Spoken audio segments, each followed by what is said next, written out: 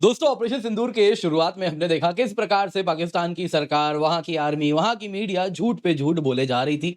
और global media भी अगर आप देखें तो पाकिस्तान के मुंह से निकला एक एक शब्द मानो जैसे सच हो वैसे ही वो उसे छाप भी रहे थे। और वहां पे पाकिस्तानी भी बड़े प्रसन्न हो रहे थे कि हम जीत गए, इंफॉर्मेशन वॉरफेयर जीत गए।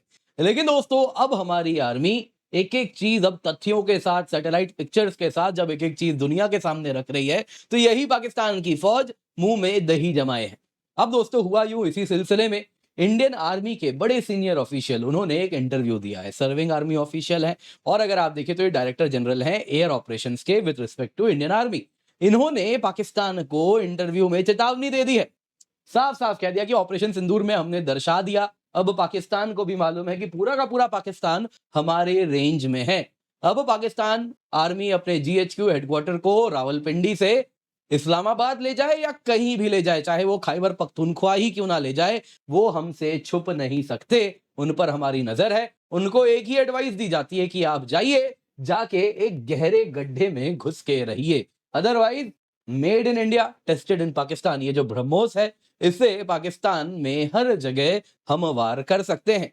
अब दोस्तों इस प्रकार से ये बात हो रही है तो क्या हुआ है, एग्जैक्टली क्या कहा गया है आपको मैं बताऊंगा। काफी इस पर चर्चा हो रही है, आप देख सकते हैं किस प्रकार से whole of Pakistan is in range. Headquarter आप कहीं भी कर लीजिए, कोई फर्क नहीं पड़ने वाला। दूसरी तरफ दोस्तों कहीं ना कहीं कैसे ऑपरेशन सिंदूर को एग्जीक्यूट किया गया, वो भी इंडियन आर्मी के 15 कोर ने हमें बताया है। मीडिया को जब ये बता रहे हैं तो जरूरी है एक बार हम जाने, ये पब्लिकली जानबूझ के बताया जा रहा है ताकि हम तक ये इंफॉर्मेशन आए। तो क्या एग्जैक्टली है, कैसे ये ऑपरेशन सिंदूर को हमने एग्जीक्यूट किया इस प्रिसीशन से और इस सरप्राइज से, ये भी हमें जानना चाहिए। तो इस पर भी चर्चा करेंगे। दोस्तों तीसरी तरफ ये तो हो गया अब तक क्या हुआ है। अब आज की बात करते हैं। दोस्तों यहां पे एक न्यूज आ रहा है पाकिस्तानी मीडिया से। पाकिस्तानी मीडिया में आ रहा है कि पाकिस्तान और भारत ने ट्रूप्स को पीस टाइम में वापस खींचने के लिए पुल बैक कर दिया है, कि जैसा पहले रहता था, जैसे पीस टाइम में ट्रूप्स जहां रहते हैं फॉरवर्ड डिप्लॉयमेंट नहीं होता था, लिमिटेड ट्रूप्स होते थे, तो कुछ वैसा ही डिप्लॉयमेंट रखा जाएगा। अब दोस्तों यहां पे देखने वाली बात यह है कि ये पाकिस्तानी मीडिया में आ रहा है और पाकिस्तानी मीडिया पे अब कौन ही भरोसा करता है। दोस्तों इस वक्त अगर आप देखें तो इंडियन ऑफिशियल से कोई कंफर्मेशन इस रिस्पेक्ट में तो अब तक नहीं आया है जब तक मैं ये वीडियो आपके साथ शेयर कर रहा हूं। लेकिन दोस्तों यहां पे एक बड़ा इंटरेस्टिंग न्यूज आ रहा है, वो ये है कि पीस टाइम में जैसे बीटिंग रिट्रीट सेरेमनी होती थी, है ना, आपने देखा है वाघा अटारी बॉर्डर में, और वो सारी तस्वीर आते हैं ना, वो ऊंचे ऊंचे पैर कदम चल निकाले उठाए जाते हैं। एक तरफ बीएसएफ होते हैं, दूसरी तरफ पाकिस्तानी रेंजर होते हैं, और वो जो बीटिंग रिट्रीट सेरेमनी होती है और कुछ क्रिकेट का एक्शन भी होता है और बहुत सारी चीजें होती रहती हैं, तो वो वापस रिज्यूम किया जा रहा है। अब दोस्तों कई लोग इसको लेकर काफी आपत्ति भी रखते हैं कि क्या जरूरत है, ये दोनों साइड मिलके ये जो ड्रामा, सॉर्ट ऑफ ड्रामा ही हो रहा है ना, कोऑर्डिनेटेड स्टेप्स हो रहे हैं, मतलब पहले प्रैक्टिस भी होती है फिर वो कोऑर्डिनेशन के साथ किया जाता है, तो क्या जरूरत है इसकी। क्या भारत और पाकिस्तान इस वक्त उस सिचुएशन में आ गए हैं जहां पे हम ये सब करें, तो इस पर भी सवाल पूछा जा रहा है। तो क्या हो रहा है जरा इस पर भी चर्चा करेंगे हम। तो आइए वीडियो शुरू करते हैं, पर इससे पहले आगे बढ़े आप लोगों से निवेदन है वीडियो लाइक कर दें, चैनल सब्सक्राइब करें, बेल आइकन अवश्य दबाएं। दोस्तों सबसे पहले जरा देखते हैं director general army air defence, आप जिनको देख रहे हैं लेफ्टिनेंट जनरल सुमेर इवान डिकुना जी हैं। जी हाँ दोस्तों, ये अगर आप देखें तो इन्होंने इंडिया के मिलिट्री प्रोवेस को उजागर करते हुए सबके सामने कहा इंटरव्यू में कि हमारे पास कैपेबिलिटी है कि हम डीप इनसाइड पाकिस्तान स्ट्राइक कर सकते हैं, पूरे पाकिस्तान का डेप्थ हम कवर करते हैं। दोस्तों उन्होंने कहा अगर पाकिस्तान चाहे तो अपने जीएचक्यू जनरल हेडक्वार्टर को रिलोकेट करके रावलपिंडी से खैबर पख्तूनख्वा के पहाड़ में ही क्यों ना छुप जाए, तब भी उन पे वार किया जाएगा और वो हमारे रेंज में ही रहेंगे। तो उनके लिए एक ही एडवाइस है, go find a deep whole, एक गहरे गड्ढे में जैसे चूहा छुप के रहता है वैसे ही बैठ के रहना। दोस्तों काफी सैवेज हैं ये वैसे जो बातों से हमें दिख रहा है। जी हाँ दोस्तों, आगे अगर आप देखें तो यहां पे दोस्तों बात हो रही है ब्रह्मोस की भी, क्योंकि अगर आप देखें तो ऑपरेशन सिंदूर में जिस प्रकार से ब्रह्मोस से शिकार किया गया है पाकिस्तानियों का, वो कहीं ना कहीं इतिहास के पन्नों में तो जाएगा। अब दोस्तों ये जो ब्रह्मोस है मेड इन इंडिया तो था ही, लेकिन अब टेस्टेड इन पाकिस्तान भी हो चुका है। पाकिस्तान के ऊपर हमने टेस्ट कर दिया है, ऑलरेडी न्यूज आ रहे हैं, कई देश इंटरेस्ट भी शो कर रहे हैं ब्रह्मोस की, हमें अब तो चाहिए ही चाहिए, इसको क्लियर करें। लेकिन दोस्तों यहाँ पे एक बात है जो आपको बताना चाहूंगा। देखिए अब तक जो ब्रह्मोस हमने यूज किया था, अधिकतम जो ब्रह्मोस यूज हुआ है वो एयरफोर्स के द्वारा यूज हुआ है, यानी कि SU-30 MKI में माउंट करके चलाया गया था। सबसे ज्यादा ब्रह्मोस किसके पास है आप जानते हैं?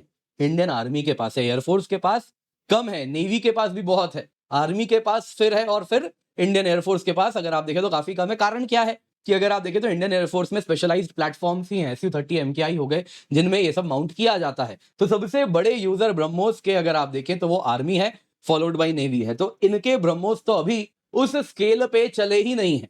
हालांकि एक वीडियो शेयर किया गया था, उसमें इंडियन आर्मी के भी ब्रह्मोस लॉन्चर्स दिखाए गए थे, लेकिन अधिकतम ब्रह्मोस अभी हमने एयरफोर्स से यूज किए हैं। अगर इंडियन आर्मी भी जब अपने ब्रह्मोस को चलाना शुरू कर देगी, उसके बाद पाकिस्तान के लिए समस्याएं काफी बढ़ने वाली हैं। वैसे भी Indian army one of the first forces थी जो जिसने ब्रह्मोस को इंडक्ट किया था, तो उनके काफी ब्रह्मोस ऐसे भी होंगे जो कि है ना, वो एक्सपायरी होता है ना प्रोडक्ट का, तो उसके करीब भी आ रहे होंगे, तो चलाना भी है ना, उससे पहले वो बर्बाद हो जाए, चलाना तो पड़ेगा। तो वैसे दोस्तों यूजुअली आपको बताना चाहूंगा, वेपन्स में भी अगर आप देखें, एम्यूनिशन में भी सबका एक टाइम होता है कि 8 साल 10 साल 15 साल में यूज करना है, अदरवाइज उसको फिर ऐसे ही डिस्ट्रॉय किया जाता है। ब्रह्मोस का क्या है, कितना शेल्फ लाइफ है, मुझे नहीं मालूम, आपको मालूम है तो कमेंट में अवश्य बताइएगा। दोस्तों अगला यहाँ पे टॉपिक है आर्मी 15 कोर। इन्होंने ऑपरेशन सिंदूर के बारे में काफी कुछ इंफॉर्मेशन हमारे साथ शेयर किया।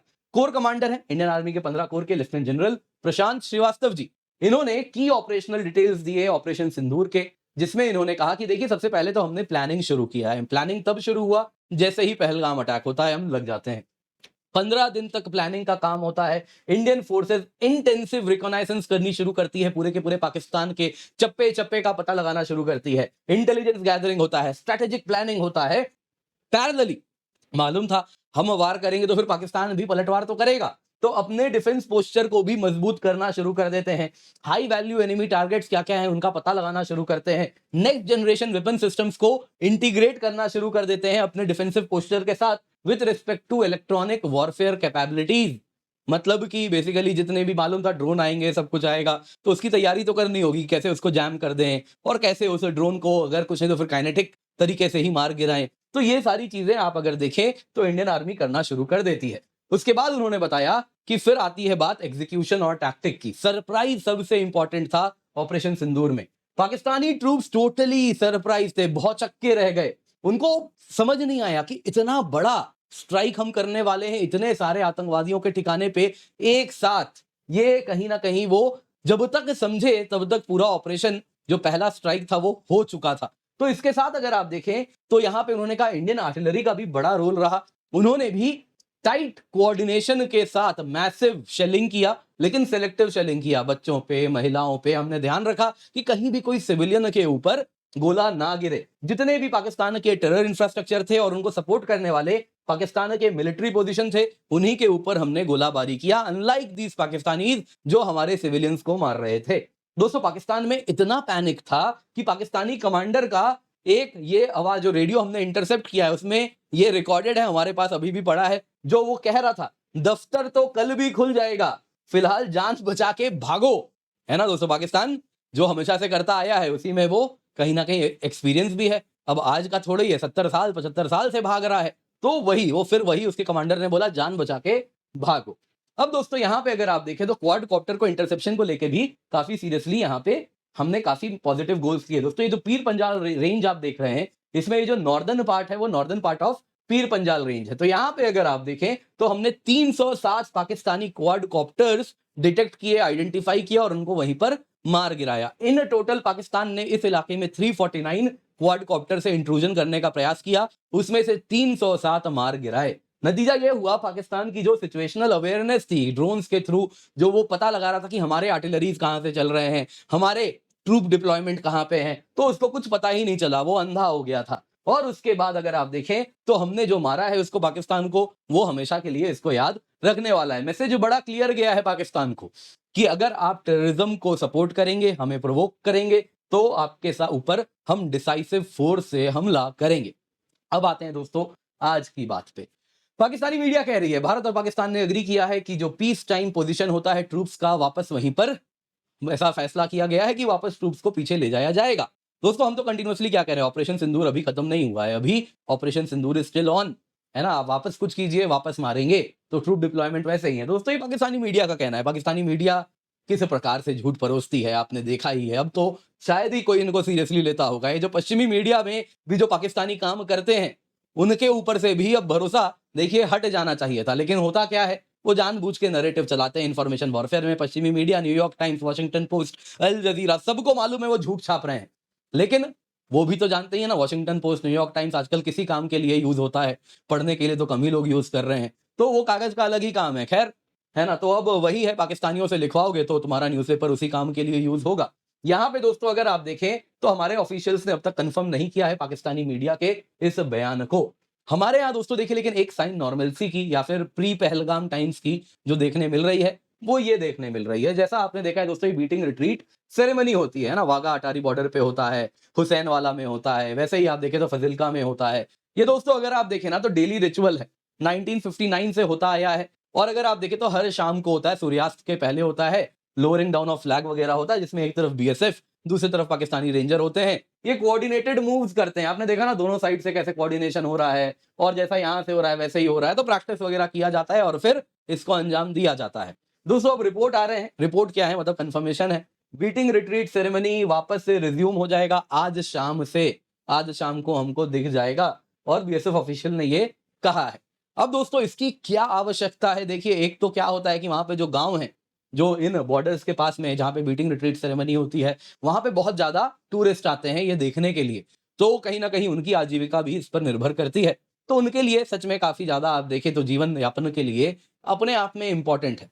पर दोस्तों बाकी चीजें भी तो हैं, तो क्यों इसको किया जा रहा है फ्रैंकली, और क्या कारण होगा, कुछ तो कारण जरूर होगा जो ये कर रहे हैं, लेकिन मेरे समझ में नहीं आ रहा। अगर आपको मालूम है तो आप कमेंट करके अवश्य बताइएगा। मैं पॉजिटिवली जानना चाहता हूं कि क्यों ये हम कर रहे हैं। ऐसा नहीं है कि मैं कटाक्ष के रूप में कह रहा हूं, मैं सच में जानना चाहूंगा, मैं इंट्रिग्ड हूं क्यों हो रहा है, मुझे भी मतलब जानना चाहूंगा क्यों आखिरकार ये किया जा रहा है।